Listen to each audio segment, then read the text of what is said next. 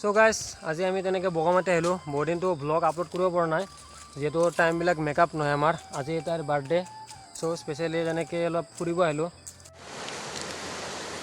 এতিয়া আধা আহি পালোঁৱে, আধা পোৱাই নাই কিজানি, তথাপিও মানে ভৰি বিষাই আছে আৰু বোলে উঠিব নোৱাৰে। চ' কিবা খাব, চিকেন কাবাব খাই লওঁ।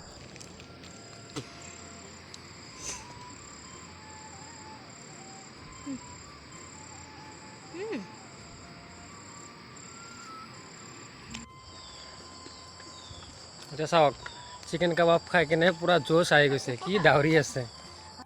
The power of chicken kebab.